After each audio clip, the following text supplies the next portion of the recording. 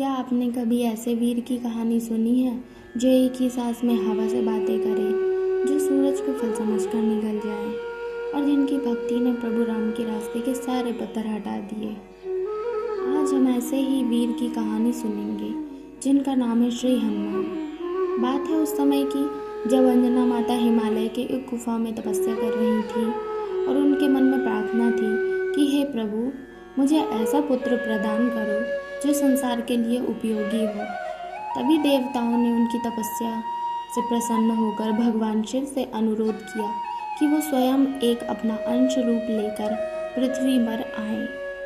और इसी समय राजा दशरथ अपने पुत्रों के लिए यज्ञ कर रहे थे। उस यज्ञ की पवित्र खीर का एक अंश वायुदेव के माध्यम से अंजना माता के पास पहुंचा और इसी शुभ योग से जन्म हुआ पवन पुत्र हनुमान का।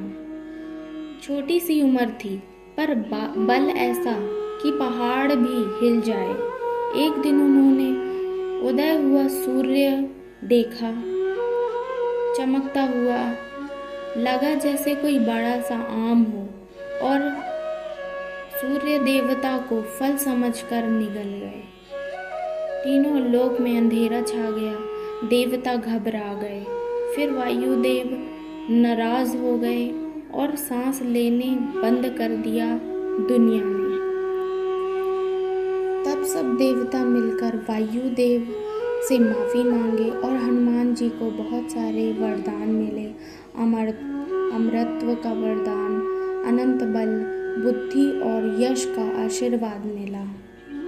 जैसे जैसे बड़े होते गए उनकी शक्ति भी बड़ी होती गई, पर साथ ही बढ़ता गया उनका विनम्रता और भक्ति भाव। जब राम जी की वनवास की कहानी शुरू हुई तब हनुमान जी का असली कार्य भी शुरू हुआ।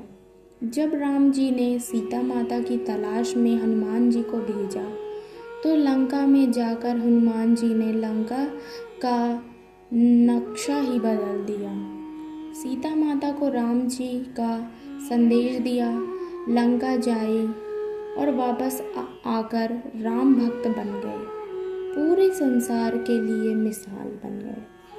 और तब से लेकर आज तक जहाँ राम वहाँ हनुमान, जहाँ भक्ति वहाँ बजरंगबली। तो दोस्तों, हनुमान जयंती सिर्फ उनका जन्मदिन नहीं, ये एक याद दिलाता है कि जब हम सच्ची नियत, पवित्र मन और निष्ठा से किसी काम में लगते हैं तो कोई भी लंका हमारा रास्ता नहीं रोक सकती। हनुमान जी से हमें ये सीखने को मिलता है, भक्ति में शक्ति है और सेवा में ही सही मायने में महानता है।